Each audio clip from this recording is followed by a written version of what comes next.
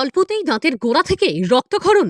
মাঝে মধ্যেই এই ঘটনা খুব সাধারণভাবে নিয়ে ভুল করছেন না তো? কোন কোন কারণে এই সমস্যা দেখা দিতে পারে? দাঁত ভালো রাখতে মানুন এই নিয়ম। কথায় রয়েছে, দাঁত থাকতে দাঁতের মর্ম বুঝতে হয়, আর তা না হলে পস্তাতে হয় আজীবন। শরীরের দাঁত এমন একটা অঙ্গ, খাবার গ্রহণের সঙ্গে বিভিন্ন ধরনের খাবারকে প্রয়োজন মতো পিষে দেয়। সেই দিক থেকে শরীরে খাবার গ্রহণে গুরুত্বপূর্ণ ভূমিকা রাখে দাঁত। যেরকম একটা নরমাল আহ, একটা পাইরিয়ার একটা কারণ, ঠিক আছে, মানে যেটাকে আমরা কনিক জিঞ্জিভাইটিস বলতে পারি বা কনিক পেরিওডন্টাইটিস বলতে পারি। এবং দাঁত দিয়ে রক্ত শুধুমাত্র কনিক জিঞ্জিভাইটিস বা কনিক পেরিওডন্টাইটিস না, এর সাথে কিছু সিস্টেমিক রোগেরও কিছু করা যেতে পারে। ঠিক আছে, যেরকম ক্রনিক লিভার ডিজিজ বা লিভার সিরোসিস, এই সমস্ত পেশেন্টদের কিন্তু যে কোনো সময় দেখা যেতে পারে দাঁত থেকে রক্তপাত।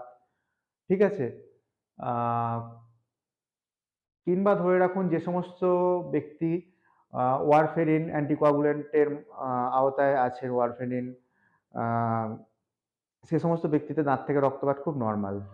এছাড়া ভিটামিন সি এর অভাবেও দাঁত থেকে রক্তপাত হয় কোনো কোনো ক্ষেত্রে।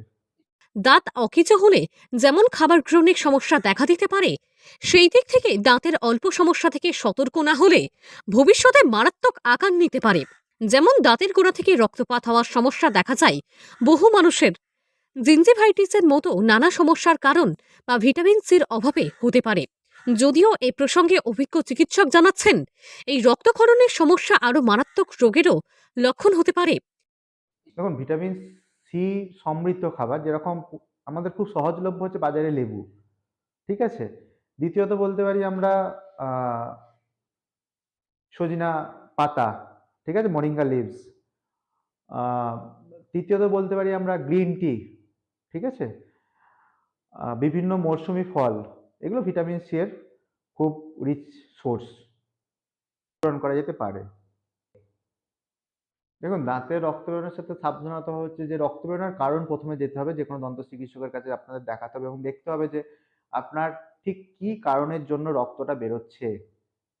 ঠিক আছে, তো বিভিন্ন ধরে রাখুন সিস্টেমিক যেগুলো রোগ, এবং আপনারা হয়তো কিছু মেডিসিন কিছু নেন যার জন্য সহজে রক্ত বেরোতে পারে, সেগুলো ডায়াগনোসিস একজন দন্ত চিকিৎসকই ভালো করতে পারেন। তাই এই ধরনের সমস্যা সর্বদা সহজভাবে নেওয়া ঠিক নয়।